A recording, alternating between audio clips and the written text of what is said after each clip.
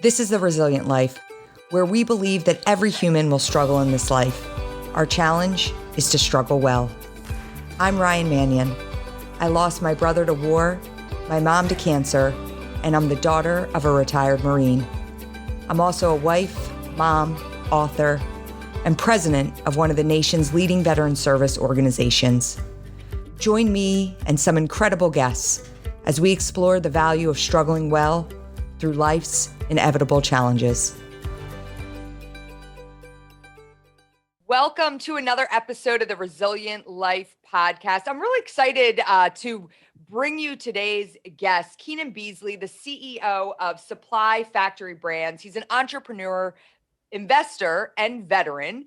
And, I'd love to talk to him about this idea of entrepreneurship. I think it's really important in today's day, today's times. It's just an important topic to discuss. And I love people who come up with ideas and really I love diving into this idea of, you come up with something and how do you take it from idea to actually action. And so I'm excited to talk to Keenan today. Keenan, welcome to the Resilient Life podcast. Thank you. Thank you for having me. I appreciate it.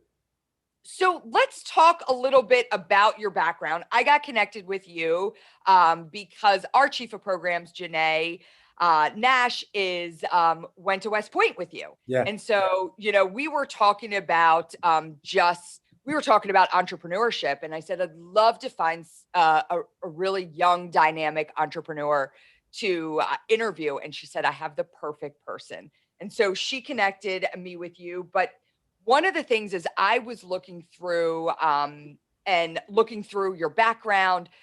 One of the things I saw over and over again is that you talk a lot about this desire to live a life of purpose.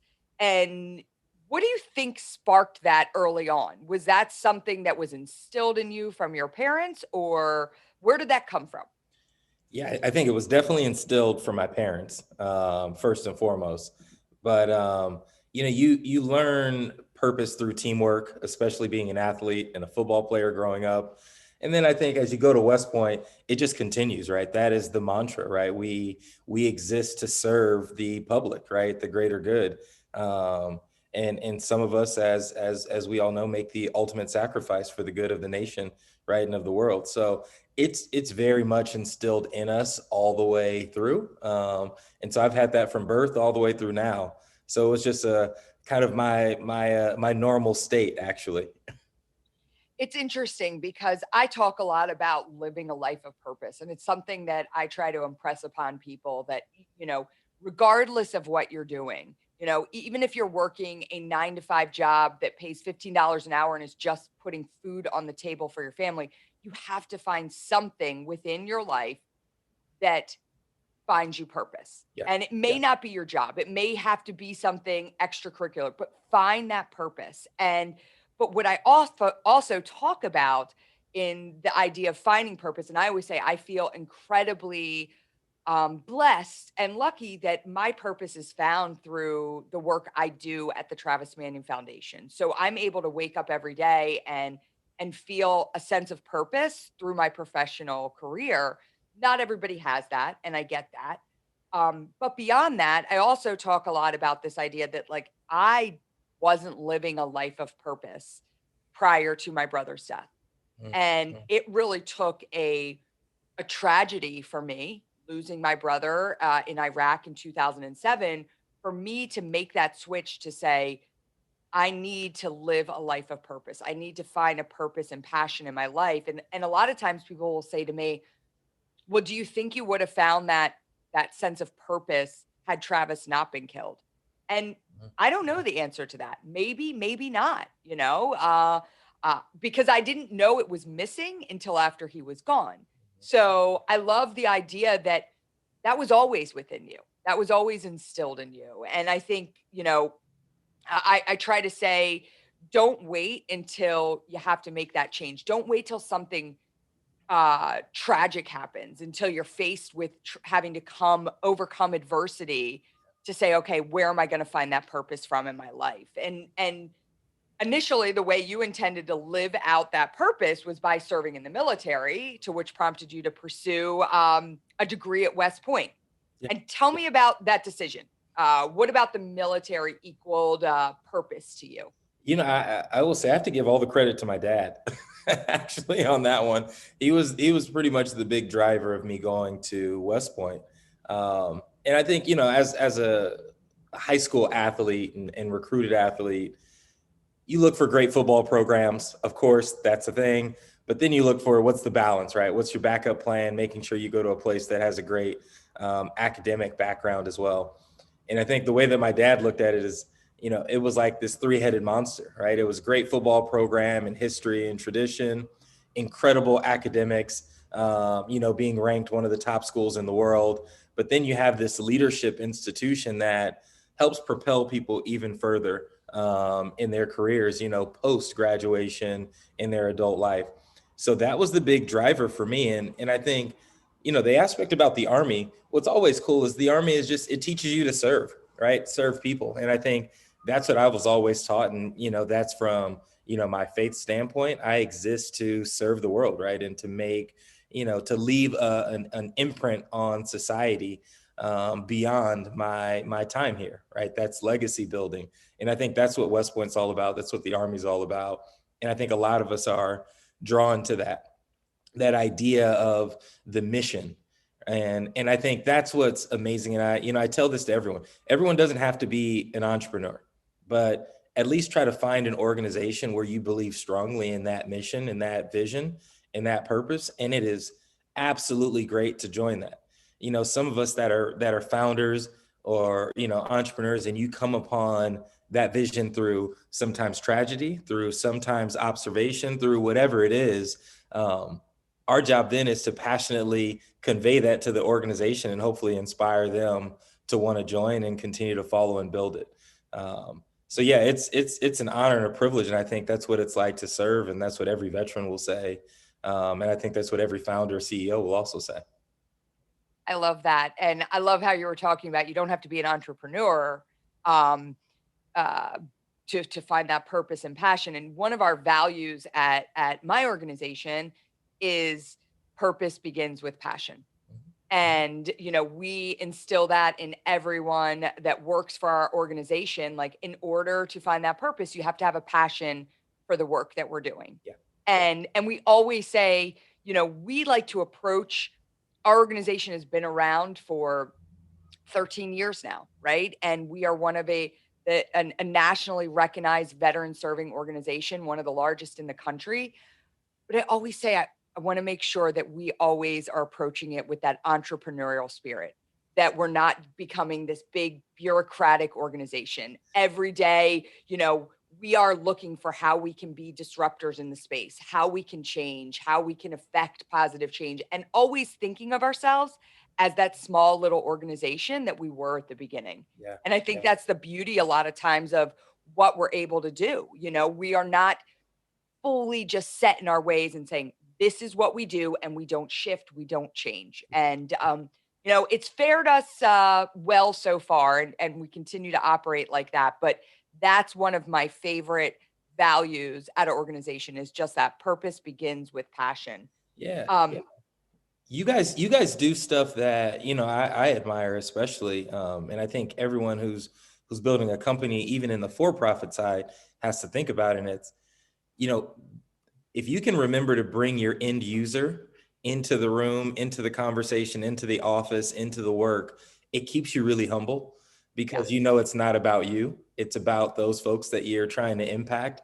And I think you guys do it so well, obviously, as a foundation. It's something that my foundation's trying to work at, at Venture Noir. But it's also what we do in the for-profit side, ensuring that customer, that person, right, and their full self is in our room when we make decisions, and truly keeps us humble.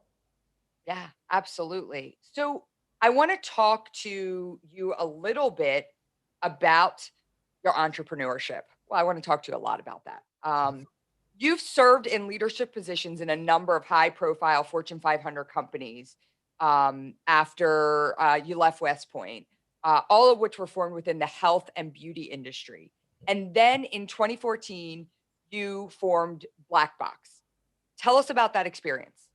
Yeah, that experience was very serendipitous. Honestly, I was one of those people that got promoted maybe too fast.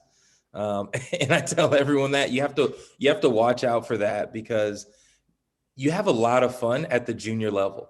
When you rise in organizations, it becomes very administrative. And I don't think everyone knew that. You look at these titles and you can get envious of the title, but I always say the best work in marketing, especially, is at the like brand manager and assistant brand manager level. Once you get up to vice president, it's not as cool.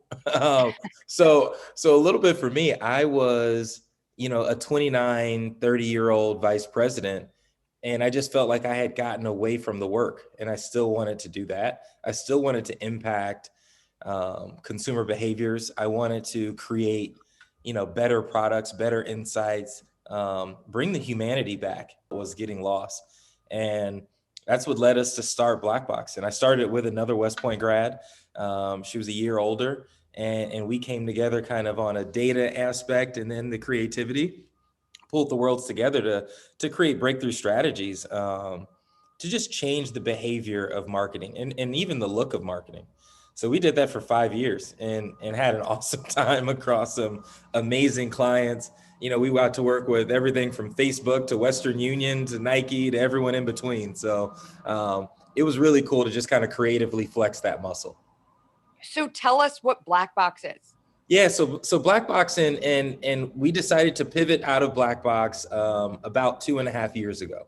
But the time that we created Black Box, it was really better suited. It was the data-driven agency, advertising agency. But what it was is we were looking at how was society influenced? Because I think there's a lot of things where you almost get addicted into marketing now. It's about just conversions, right? So you're looking at managing all the conversions. And so everything is a pay-per-click kind of model. And that's cool, but you miss some of how consumers are influenced, right? How do we actually impact and change behavior? And those are different metrics. Those are softer, sentiment-driven metrics. And that's what we built the agency off of. So there's hard data and then there's the soft. We chose to focus on the soft to actually build better campaigns. And like I said, bring the humanity back into marketing and advertising. Awesome. And then you really want to take an active role from there in helping Black entrepreneurs. Yeah. And I think it's fair to say that a lot of our audience may not be familiar with certain obstacles that Black entrepreneurs face. Yeah. So tell us why that was important to you. Tell us about some of those obstacles and what you were looking to overcome. Yeah, I mean, on my journey of entrepreneurship, I did what a lot of minority entrepreneurs do, and frankly, just a lot of entrepreneurs in general. I started a service business because it doesn't require a lot of startup capital, right? In a service business, you kind of just, eat what you kill. You literally just, you go through the sales cycle, you get the revenue, and you constantly reinvest. Certain businesses require much more capital startup. And those are the entities in the businesses where you see immense wealth creation. So when you look at that, that's where you get the Amazons, the Facebook. What's required of those businesses is they need a lot of engineering support, frankly, and they need that engineering support before they get sales. So that means they have to raise capital before they start. But when those businesses scale, obviously that's where the profits come. That's where the intense exit value. When I looked at that, I said, we're not finding a lot of entrepreneurs of color getting into those spaces, because where do they go to get that first dollar, that first investment? Friends and family is typically where a lot of people go, that initial circle. Well, when you look at, the median income of a Black family at around 17,000, well, there's nothing to invest. There is no friends and family. They're not accredited investors. They can't participate in that round based on SEC laws. So then you go to and you say, well, what about bank loans? Well, we know there's over $100 billion in discrepancies of bank loans because of the elimination of community banks, right? That's what happened when you remove neighborhood banks and you put, some of these larger corporate banks in place. So now there's a money gap that we have to solve for. But for me, again, right, typical Army guy, well, what's that money for? Right? There's another why. Well, that money is for resources. So as a nonprofit, what I looked at is, well, how can I build and create those resources to eliminate the need for money? Let's give what the money's for, allow people to build, get to the first sale, and now they're profitable, or at least in, a sales driven company, much easier to raise capital once you've gotten a little bit of revenue and some traction in place. And frankly, that's what Venture Noir has been doing, and what we're all about. I think we've had over the last, we've only been around 18 months, but we've distributed well over $1 million in resources. And that's something I'm extremely proud of. And we'll do another 10 million over the next 5 years. Well, I love that. And I love that idea because it's so true. When you think about this idea, when I look at entrepreneurship, it's taking ideas and turning them into something, right? And so many people have incredible ideas, but the hardest part is not necessarily the idea. It's how do you action that idea? And so let's talk a little bit about Venture Noir. Now, when you're saying you provide those resources, so if I'm a minority business owner, I have this idea, but one of the barriers I'm going to have to fight is working through legal documents. And I know it's going to cost $5,000 for me to get that. And that's not part of my budget. I can't do it. Are you bringing that opportunity with like a pro bono lawyer? I'm trying to understand it in its Yeah, full capacity. no, you've nailed it. That's 100% it, right? Because like you said, the goal is to take those ideas and get to implementation. And I think what a lot of us get caught up on is where to spend that first dollar, because there's so many things that require costs, right? Well, I have to get my business plan ready so that I can pitch to investors. Okay, there's a cost of that. I have to make an investment into engineers or tech credits so that I can build, my first prototype. There's a cost there. There's a legal structure because I have my business partners or other co-founders that I want to work with, and I want to make sure that our back office is set up right. So there's all these small micro costs in the setup. What we've done is we bring in those resources. So we bring in technologists that are willing to give some dev credits for free, right, for the group. We bring in some accountants so that we can help with financial modeling. We work with creative agencies and teams to build those first decks and get your creative design and your logo in place. We work with lawyers on a pro bono status to help set up some of those documents where we can provide you with a founder's kit, a standard template of legal documents so that you can kind of navigate through that at a minimal cost. So those are things that we do to get people over those initial hurdles. But then the other thing, we go beyond that, right? The big issue that you have, depending on what you're building, but let's go with consumer products, is having the credit backing to be able to get the inventory necessary. So if you want to work with, a great formulation company, right, to make a lotion, right, whatever goop, right, in a bottle, well, they're going to look at, well, what's your credit looking like, right? Are you backed enough? Can you handle the inventory amounts? Very, very difficult when you're doing that as an individual or at a new entity that doesn't have the business credit. So now we can help with that through the relationships that we have so that you can get over another structural hurdle that's in place for people that are really underprivileged and low income in the entrepreneurial space. So if there's a minority small business owner out there that has this amazing idea, and really the big barrier for them is all the things you've talked about, where do they go to have you value if they could be part of this, a part of Venture Noir? So tomorrow they'll actually be able to go on the website and sign up. So go to venturenoir.org and they'll sign up for our next cohort, which is called In the Black, which is exactly that business term that you know all so well, getting your business into profitability, but most importantly, getting the first sale, right? Getting that first dollar feels really, really good as an entrepreneur. It's probably the best day that you have. Absolutely. I've seen some really cool things over the last 12 months.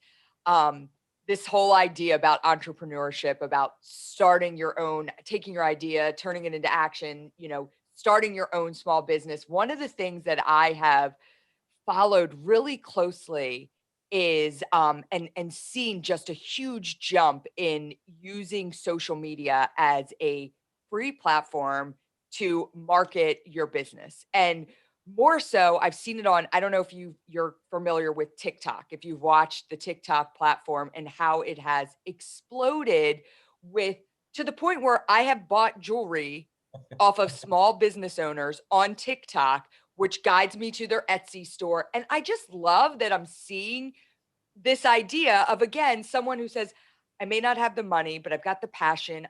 I don't have the resources, but I've got this platform. And again, it all gets back to that idea of where can you find resources and ways to market, to make that first sale, to get into the black. Are you seeing a lot of that? Do you guys touch on any of those types of practices, and are recommending them to business owners? Yeah, I mean, look, every business has the same challenge, right? It's find ways to get attention, right? And traffic.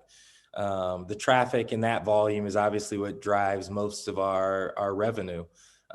Whether that's a nonprofit and you have to get in front of donors, whether that's a store owner and you need to pick the best corner for your real estate, whether that's, an individual selling goop in a bottle, right? It's all about how and where do you go to get that traffic. And so, yeah, we teach a lot of those tactics from a go-to-market standpoint. But what I'm more interested in beyond that is the scalability, right? And you need to have the right structure behind your product to scale, to create actual wealth, because entrepreneurship is a vehicle to help close the wealth gap for me, right? It's not that I am just so obsessed with being an entrepreneur as just an idea or a concept. It's a vehicle to help fix some societal woes. And so for me, I'm very important for us to understand kind of why and how we build to that, because I don't want a lot of people that are just becoming, I don't even say entrepreneurs, they're hustlers, right? You're hustling online, right? And your business isn't going to scale, right? You're making something in your kitchen, in your garage, but you couldn't put that in Target because how do you make 100,000 units, right? Or how do you get to, do you have an ERP system, et cetera? So, the things that I'm looking at is actually building businesses, not solopreneurs or hustlers, right? So I like that. yeah. It's like that episode. I don't know if you watch The Office, Oh yeah. but it's that episode where Michael Scott starts his own paper company. Yeah. And he marks the paper down so low, and they bring it in, and he says, well, how do we get bigger? And he's like, no. The more paper you sell, like the poorer you're going to be. Like, you are putting yourself out of business at this point. Yeah. Yeah. And that's the big thing, right? So, when I say, Venture Noir exists to improve Black business health, I'm talking about two KPIs, right? That's your revenue and your payroll per employee, because that's how then we put more wealth into the community, meaning more jobs, and therefore bring up and start to close the wealth gap. You frankly always need job creation, right? When you look at 41% of Black-owned businesses went out by April in the pandemic. Unemployment rates were triple that of white counterparts.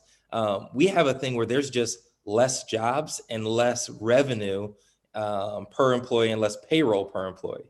I'll give you another just interesting stat for me that's always eye-opening.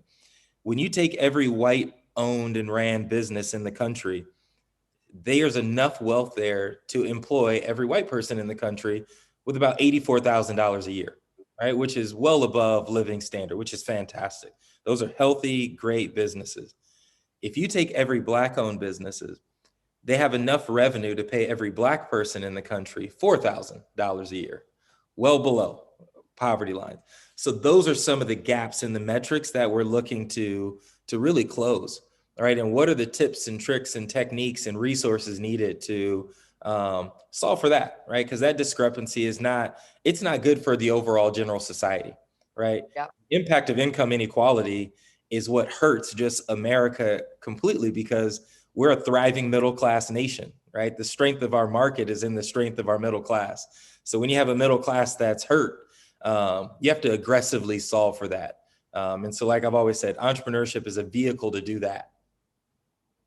I love that. So what advice would you give to other Black entrepreneurs who don't have a clear path to finding their own purpose or their own success in the business world? If I'm coming up to you, what are you going to say to me if I'm a Black business owner? I would say stop seeking so much advice, actually, and start doing, because part of entrepreneurship is confidence. And I think what's happened now is there's an insecurity that sits in the minority community around entrepreneurship.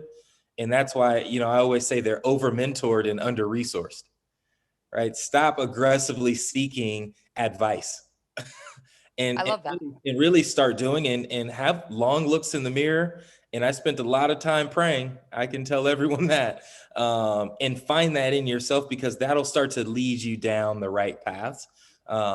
Because what we're focused on here is impact. So find the folks that are going to help you with impact. Find within yourself and understand what barriers do you need to alleviate in order to make impact. And that doesn't always come with, a lot of programs that just want to give you great advice or mentorship.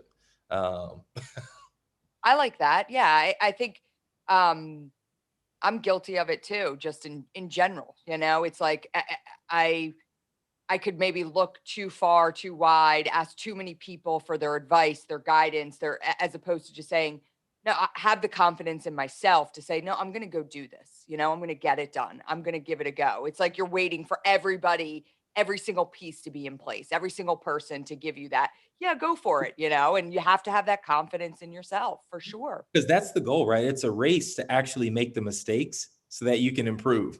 so, Yeah. so I'm like, I know I'm going to mess up. I'm just trying to mess up faster. Usually that's, I love that. that's Mess where up I'm at. faster. Yeah. Looking back, what do you think has been your greatest obstacle? Whether that was your time at West Point, your time afterwards, like what's been your greatest obstacle in life? I think it was trusting my purpose, right? So that's why that was the advice that I give, because I was guilty of that. I was looking everywhere else, trying to find confidence is what I was looking for. I was looking for somebody to reinforce what I already knew, and so that I could go off and do it. And I think that was my big battle, because I was a medical discharge coming out, so my military time was cut short.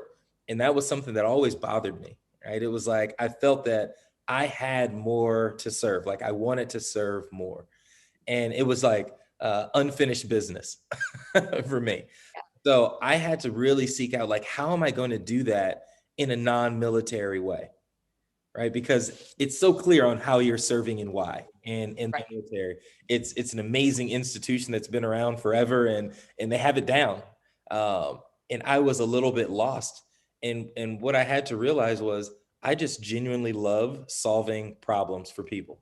So I said, you have to just listen for the problems. So I was having conversations with everyone to find out what problems they were having so that I could come up with solutions. And then I wanted to see, well, do a lot of people have that same problem? Do even more? And that became the thing that I would work on. So Yeah. I'm more obsessed with people's problems. And I had to find that, and I had to get that confidence to know that that's who I was as an individual. And I imagine that that's part of the reward you get out of the life you're living now. You're serving others, and I always say, like, listen, at the end of the day, like, um, you can serve others, and you can say it's about the idea that you're serving others, and it very much is, but it also feels good to serve, right? Like it brings you something. It brings you that satisfaction to know that you're giving back every day. That you're finding that purpose through being able to help others. So I love that, while being medically discharged out of West Point, you found another way to serve. And that's what I'm always trying to impress upon the when I have the opportunity to speak with youth. I always say, listen, I'm not here to tell you my brother's story so you join the military. Yeah. Yeah. Certainly, I think it's a great path, but I'm not telling you to join the military, but I'm sharing his story with you so you understand that you can be a servant leader in your own backyard. You don't have to join the military to do that. And I love this kind of full circle approach where you found that service through others, through doing something else outside of the military. It's really cool. You should be. It's very admirable for sure. I mean, I love that you called it for what it is, right? It still is selfish, right? And it's okay. I really want people to know it's okay to be selfish, right? Because Yeah. there's a reason they tell you to, put your mask on first when if an airplane is going down, right? You have to kind of protect your being and your energy. And as long as it's not hurting others, that's completely okay. My selfish need came from actually helping, but I get tons, to your point, gratification off of helping others. That's why I love teaching, right? And I do it for free at USC, because as much as they think I'm giving them information, I'm actually taking their energy, right? I'm receiving it, and I'm feeling so energized and motivated after a class that I feel like I should have paid them. Like, I'm like, oh my God, I should have paid these students because of what they just gave me, right? And that's why I keep doing it, right? It's the gratification that I get. So yeah, I think we're always, all of us are trying to find that alignment, in life. Yeah, I love it. Keenan, this has been an awesome conversation. I'm so glad I had the opportunity to speak with you. I love everything you're doing. We're certainly going to push people to check out Venture Noir, learn more about that. And again, I love how you're trying to play a part in a bigger societal issue. Yeah. I think it's super cool. I want to leave you with one last question. I ask everybody as we're closing out the show. What does living a resilient life look like for you? Ooh.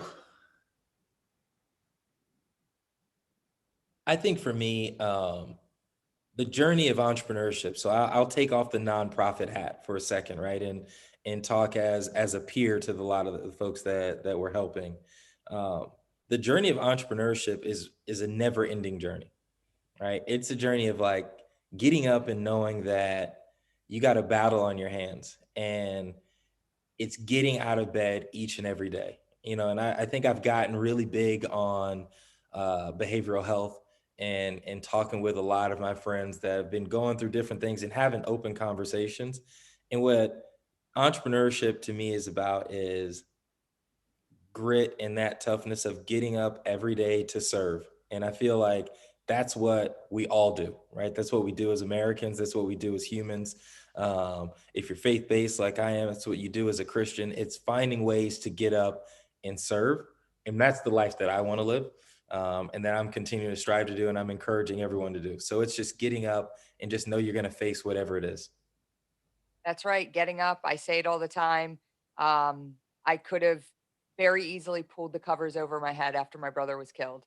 And I made the decision to take the covers off and to get out of bed and to face the day. So I feel you on that. I get you completely. And I love how, again, you can take that back to entrepreneurship. Like you got to get up, right? You got to keep going. Keenan, thank you so much for joining us. This has been an awesome conversation. It's been great to hear from you. We're going to push people to all of the different things that you have going on. We didn't even touch on some of the for-profit businesses you have running, but you're doing a ton of stuff. It's awesome work. And thank you so much for joining us. Please make sure to like, subscribe, and share The Resilient Life with your friends and family. And look forward for you to hear this incredible episode. Thanks so much.